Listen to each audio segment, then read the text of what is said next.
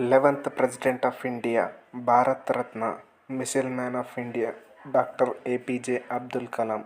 వీరి పూర్తి పేరు అవుల్ ఫకీర్ జైనులాబ్దీన్ అబ్దుల్ కలాం. అక్టోబర్ 15న 1931లో రామేశ్వరంలో జన్మించారు. అబ్దుల్ కలాం గారు అంటే గొప్ప సైంటిస్ట్, భారతదేశానికి 11వ రాష్ట్రపతి, అలానే ఎంతో మంచి మనిషి. తన జీవిత ప్రయాణంలో ఒక్క మచ్చ కూడా లేని వ్యక్తి. అబ్దుల్ కలాం గారు ప్రజల రాష్ట్రపతిగా, జనం మెచ్చిన రాష్ట్రపతిగా ఎలా అయ్యారు, పేపర్ బాయ్ నుండి రాష్ట్రపతిగా ఎలా ఎదిగారు అనేది ఈ వీడియోలో చెప్పబోతున్నాను. వీడియో చాలా ఇంట్రెస్టింగ్గా, ఇన్స్పైరింగ్గా ఉండబోతుంది. వీడియోని ఫుల్గా చూడండి. ఇలాంటి ఇంట్రెస్టింగ్ వీడియోస్ కోసం ఎస్వి నాలెడ్జ్ ఛానల్ని సబ్స్క్రైబ్ చేయండి. అబ్దుల్ కలాం గారు ముస్లిం కుటుంబంలో జన్మించారు. వీరి తండ్రి పేరు జైనులాబ్దీన్. ఈయన పడవ నడిపేవారు. వారి తల్లి ఆశమ్మ. చిన్నప్పుడు కలాం గారి ఇంట్లో ఆర్థికంగా ఇబ్బందులు ఉన్నప్పుడు తన వంతు సాయం చేయడానికి ఇంటింటికి తిరిగి న్యూస్ పేపర్స్ వేసేవాడు. చిన్న వయసులోనే తన వంతు సాయం చేశాడు. వీరు పుట్టిన ఊరికి కొద్ది దూరంలో, అంటే రామేశ్వరం ఊరికి కొద్ది దూరంలో ఉన్న రామనాథపురం అనే గ్రామంలో మెట్రికులేషన్ స్కూల్లో 10వ తరగతి వరకు చదువుకున్నాడు. చదువులో అంతంత మాత్రం అయినా కొత్త విషయాలు తెలుసుకోవడం, నేర్చుకోవడంలో తన తపన ఎక్కువగా ఉండేది. చిన్నతనంలో కలాం స్కూల్లో మొదటి బెంచ్లో బ్రాహ్మణ విద్యార్థి పక్కన కూర్చున్నాడు. కొత్త ఉపాధ్యాయుడు వచ్చి బ్రాహ్మణ విద్యార్థి పక్కన ముస్లిం విద్యార్థి కూర్చున్నది చూసి క్లాస్లో చివరి బెంచ్లో పంపించాడు. వెనక బెంచ్లో కూర్చున్నంత మాత్రాన జీవితంలో వెనకపడలేదు అని నిరూపించుకోవడానికి ప్రయత్నం చేశాడు. అందుకేనేమో కలాం గారు సమాజానికి కావాల్సిన బెస్ట్ ఆలోచనలు లాస్ట్ బెంచ్లో కూర్చునే విద్యార్థులకే ఉంటాయి అని ఎప్పుడు అనేవారు. చిన్నప్పుడు స్కూల్లో ఉన్నప్పుడే తన జీవిత ఆశయాన్ని నిర్ణయించుకున్నాడు. ఒకరోజు క్లాస్లో ఒక ఉపాధ్యాయుడు పక్షి గాలిలో ఎలా ఎగురుతుంది అని చెప్తున్నాడు. దాదాపు 30 నిమిషాలు అయినా తాను చెప్పింది ఎవరికి అర్థం కాలేదు అని ఆ ఉపాధ్యాయుడికి అర్థమయ్యింది. ఆ రోజు స్కూల్ అయ్యాక సాయంత్రం ఆ క్లాస్లో ఉండే పిల్లలందరినీ తీసుకొని సముద్రం ఒడ్డుకు వెళ్లారు. సముద్రంపై ఎగురుతున్న వివిధ పక్షులను చూపించారు. పక్షులు సముద్రంపై ఎగరడం, మళ్ళీ అవి కిందకు వచ్చి మళ్ళీ ఎగరడం చూశారు. పక్షులు ఎగురుతున్న విధానాన్ని చూశారు.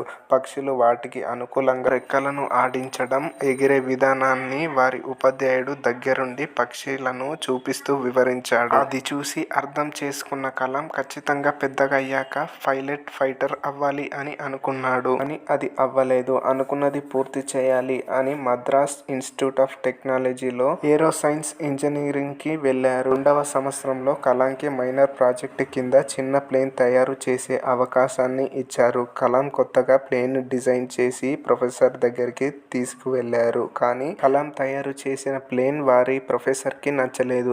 తర్వాత 3 రోజులు సమయం ఇచ్చి ఇంకో ప్లేన్ని తయారు చేసి తీసుకురా, ప్రాజెక్ట్ని 3 రోజుల్లో సబ్మిట్ చేయాలి అని చెప్పాడు. 3 రోజుల తర్వాత తయారు చేసి తీసుకువచ్చి చూపించాడు. అప్పుడు ఆ ప్రొఫెసర్ చూసి షాక్ అయ్యాడు. కేవలం 3 రోజుల్లో ప్లేన్ని డిజైన్ చేయడం అంత ఈజీ కాదు. కానీ కలాం ఎంతో కష్టపడి డిజైన్ చేశాడు. ఇండియన్ ఆర్మీ కోసం అగ్ని, వృద్ధి, నాగ్, ఆకాశ్ వంటి ఎంతో శక్తివంతమైన మిసైల్స్ని తయారు చేసి దేశానికి శక్తివంతమైన దేశంగా మార్చాడు ఈయనని. అందుకే మిసైల్ మ్యాన్ ఆఫ్ ఇండియా అని అంటారు. మన దేశ అంతరిక్ష పరిశోధన సంస్థ అయిన ఇస్రో సాధిస్తున్న విజయాలకు బీజం వేసింది కలాం గారు.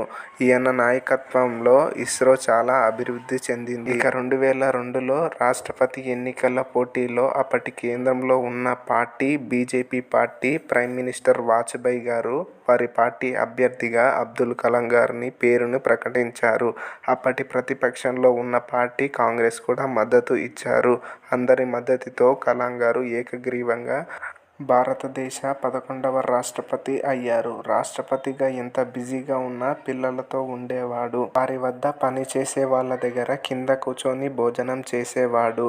రాష్ట్రపతిగా రెండోసారి అయ్యే అవకాశం ఉన్న పిల్లలకు పాఠాలు చెప్పాలి అని వద్దనుకున్నాడు. రాష్ట్రపతి పదవీ కాలం పూర్తి అయ్యాక దేశంలో ఎన్నో పాఠశాలలు, కళాశాలలు తిరుగుతూ మోటివేషనల్ స్పీచ్ ఇచ్చారు. ప్రజలతో ఎప్పుడూ ఉండేవారు. అందుకే కలాం గారు ప్రజల రాష్ట్రపతి అయ్యారు. కలాం గారు పెళ్లి చేసుకోలేదు. కలాం గురించి, వారి వ్యక్తిత్వం గురించి అందరికీ తెలుసు. ఎంతో మంచి మనిషి కలాం గారు. ఇప్పటికీ ఎంతో మంది రాష్ట్రపతులుగా దేశం కోసం పనిచేశారు. కానీ ఇప్పటికీ ఎన్నోసార్లు ప్రజలు గుర్తు చేసుకున్నది మాత్రం కలాం గారిని. ఇక 2015లో జూలై 27న యువతకు మోటివేషనల్ స్పీచ్ ఇస్తుండగా కలాం గారు సడన్గా కింద పడ్డారు. వెంటనే దగ్గరలో ఉన్న హాస్పిటల్కి చేర్పించారు. కానీ ఆయనలో చలనం లేదు. సాయంత్రం 7:45 ఆయన గుండెపోటు కారణంగా చనిపోయారు అని దేశమంతా తెలిసింది. కలాంకి ఉన్న ఆస్తి, బట్టలు, 2500 పుస్తకాలు, వారికి వచ్చిన అవార్డులు, తనకంటూ ఏమీ సంపాదించుకోలేదు. దేశంలో ఉండే ప్రజలు అందరూ కలాం కుటుంబం. సో ఇది ఫ్రెండ్స్, ఈ వీడియో మీకు ఎలా అనిపించిందో కామెంట్ చేయండి. అండ్ ఇలాంటి ఇంట్రెస్టింగ్ వీడియోస్ కోసం ఛానల్ని సబ్స్క్రైబ్ చేయండి. Thank you for watching.